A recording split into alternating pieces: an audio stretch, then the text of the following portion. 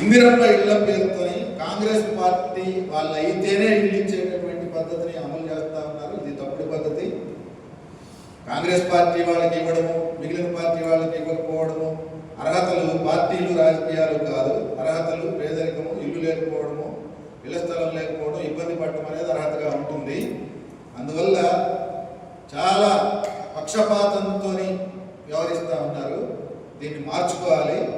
ఇళ్ళు పేదరిక ప్రాతిపదిక మీద అర్హులను గుర్తించి మీరు ఇవ్వగలిగినట్టు ఇవ్వండి. ఎంపిక చేసేటటువంటి పద్ధతిలో పక్షపాతం లేకుండా చూడండి. ఇప్పుడు ఇస్తున్న వాటికి చేసిన కేటాయింపులే సరిగా లేవు. 3,05,000 ఇళ్ళు అందరికని చెప్తున్నారు. 4,50,000 ఇళ్ళు కావాలి. దాని ప్రకారం 22,000 కోట్ల డబ్బులు కావాలి. 8,000 కోట్ల బడ్జెట్లో కేటాయించారు. అవి కూడా మీరు పార్టీ వాళ్ళకు మాత్రమే ఇచ్చుకునే పద్ధతిని అనుసరిస్తూ ఉన్నారు. ఇది తప్పుడు పద్ధతి. అందువల్ల దీన్ని మార్చుకోవాలి అని చెప్పేసి డిమాండ్ చేస్తాను. సన్న బియ్యానికి 500 బోనస్ ఇస్తామని చెప్పేసి ప్రకటించారు. కొన్ని జిల్లాల్లో మొత్తం ఇచ్చారు. కానీ కొత్తగూడెం జిల్లాలో 3,69,000 క్వింటాళ్ళకి క్వింటాల్కి 500 రూపాయలు చొప్పున 18,47,00,000 రూపాయల బోనస్ రైతాంగానికి బకాయికి రావాల్సి ఉంది. రూపాయి కూడా రాలేదు.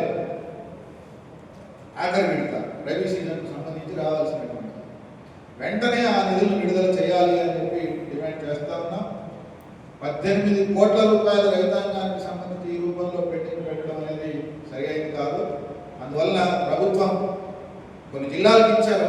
ఇప్పుడు స్థానిక సంస్థలు ఎన్నికలు వస్తున్నాయి కాబట్టి అనేక రకాల వాగ్దానాలు అమలు చేయడానికి సిద్ధమవుతూ ఉన్నారు.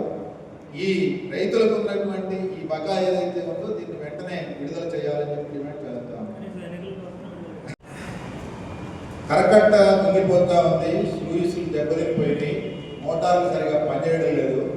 ప్రభుత్వ వైఖరి ఎట్లా ఉంది అంటే ఇళ్ళు తగలబడతా ఉంటే బాయి తవ్వడానికి గడపారా తీసుకొని పోయినట్టుగా.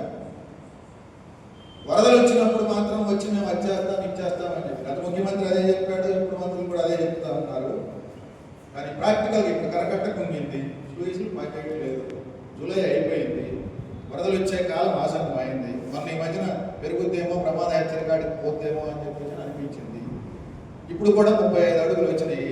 42 అడుగులకి 43 అడుగులకి మొదటి ప్రమాద హెచ్చరికని జారీ చేస్తారు.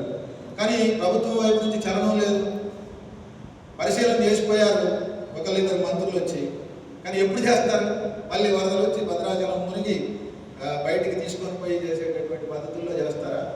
వెంటనే స్పందించాలి అని చెప్పి డిమాండ్ చేస్తా ఉన్నాం. ఇక్కడ ఉన్న మంత్రుల్ని అట్లాగే అధికార పార్టీని, రాష్ట్ర ప్రభుత్వాన్ని డిమాండ్ చేస్తాం.